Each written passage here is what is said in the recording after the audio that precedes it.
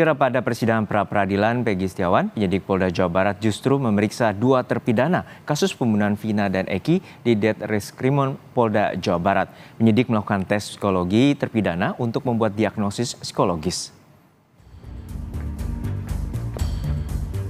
Memilih tak hadir pada pemanggilan pra-peradilan Peggy Setiawan, penyidik Polda Jawa Barat pada Senin 24 Juni 2024 malah melanjutkan pemeriksaan para terpidana kasus pembunuhan Vina dan Eki.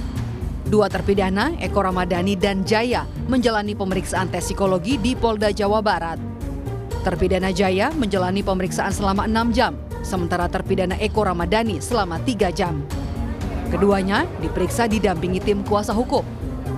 Setelah melakukan tes psikologi terhadap Eko dan Jaya, penyidik Ditreskrimum Polda Jawa Barat mengagendakan tes psikologi terhadap 4 terpidana lain dan pemeriksaan dugaan perintangan penyidikan terhadap Ibunda Saksi Teguh pada Rabu esok.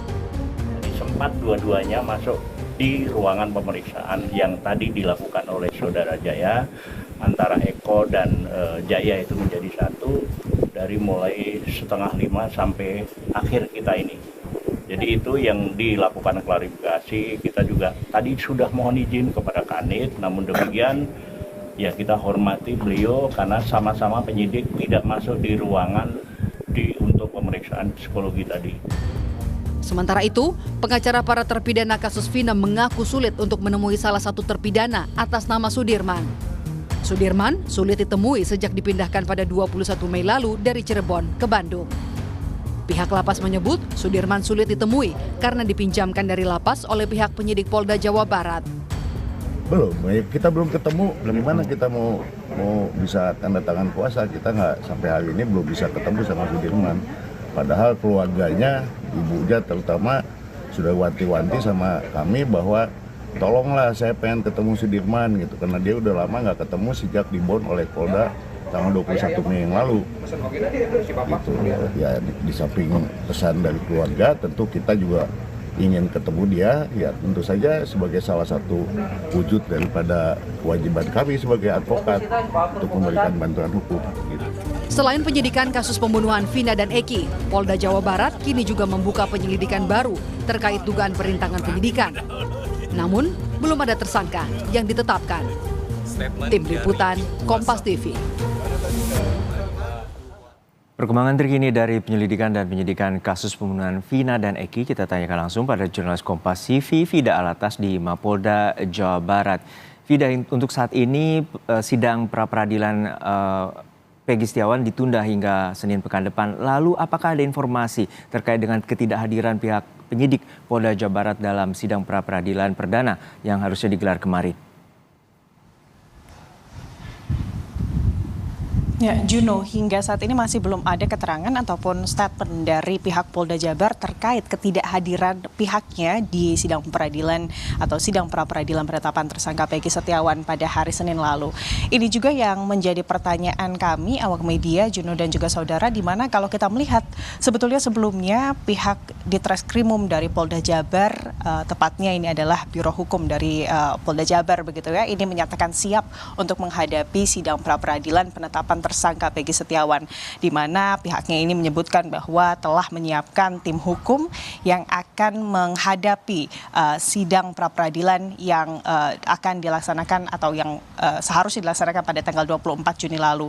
Dan juga polisi ini juga sudah melimpahkan berkas perkara tersangka Peggy Setiawan ke Kejaksaan Tinggi begitu ya sejak tanggal 20 Juni lalu. Di mana kalau kita melihat dalam berkas perkara yang dilimpahkan ini sudah ada sejumlah saksi yang diperiksa, tepatnya ada lebih dari 70 saksi yang diperiksa, di mana dari 70 saksi tersebut 18 saksi yang diperiksa ini memberikan atau dinilai memberikan keterangan yang kemudian memberatkan untuk tersangka Peggy Setiawan. Namun memang Juno dan juga saudara, hingga kini kami awak media ini masih belum mendapatkan respon baik itu dari Kabid Humas maupun dari Ditreskrimum Polda Jabar terkait apa kemudian alasan ketidakhadiran pihaknya di pra-peradilan Senin lalu. Ini tentunya menimbulkan kekecewaan dari berbagai pihak, Juno dan juga saudara. Utamanya ini adalah dari kuasa hukum dan juga keluarga tersangka Peggy Setiawan, di mana mereka menilai bahwa ketidakhadiran pihak termohon yakni Polda Jabar pada pra-peradilan kemarin ini adalah sikap tidak profesional dari Polda Jabar, di mana seharusnya memang momen ini menjadi ajang pembuktian dari Polda Jabar jika memang bukti-bukti pidana yang mereka jadikan dasar penetapan Peggy Setiawan sebagai tersangka ini sudah kuat.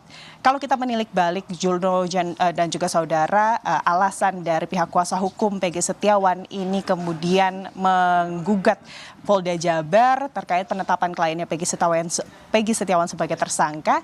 Ini adalah karena mereka menilai bahwa bukti-bukti yang diberikan oleh penyidik dari Ditreskrimum Polda Jabar atas penetapan tersangka Peggy Setiawan sebagai orang yang terlibat dalam kasus pembunuhan Vina dan juga Eki, bahkan sebagai otak pelaku dari kasus pembunuhan Vina dan juga Eki 8 tahun lalu, ini dinilai lemah.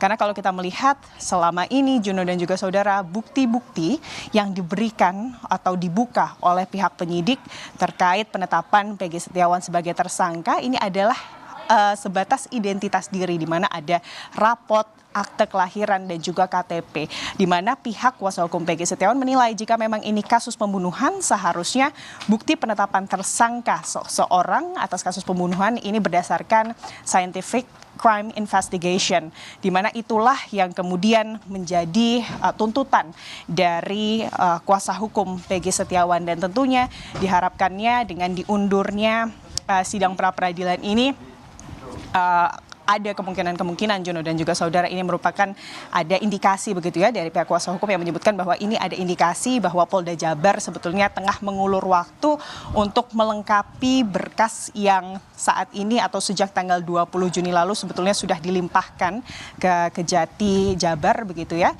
dan berharap bahwa kejaksaan begitu ya ini bisa profesional dalam menangani kasus ini. Juno. Ya Vida, untuk kemarin ada 2 terpidana yang sudah divonis seumur hidup terkait dengan pembunuhan Vina dan Eki justru menjalani pemeriksaan tes psikologi. Lalu apa alasan dari pihak kepolisian terkait dengan pemeriksaan tes psikologi ini? Ya Juno, itu juga hal yang masih kami pertanyakan, baik itu kepada Polda Jabar maupun kuasa hukum dari kedua terpidana seumur hidup kasus pembunuhan Vina dan juga Eki yang kemarin ini menjalani tes pemeriksaan psikologi. Namun memang tim kuasa hukum ini menyebut bahwa tidak ada penjelasan dari penyidik untuk apa kemudian pemeriksaan psikologi terhadap klien mereka ini dilakukan.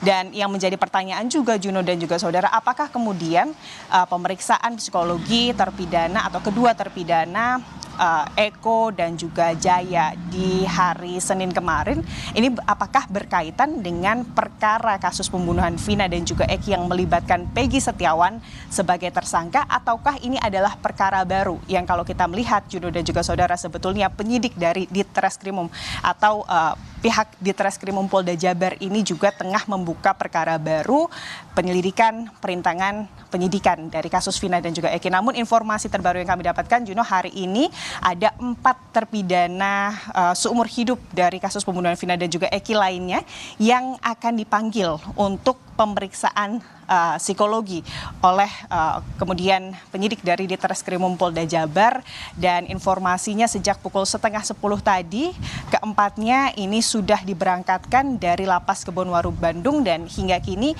kami masih menunggu kedatangan baik itu dari keempat terpidana maupun kuasa hukum, dan nanti kami akan informasikan lebih lengkap Juno dan juga saudara bagaimana tes atau pemeriksaan psikologi yang dilakukan kepada 4 terpidana hari ini. Juno.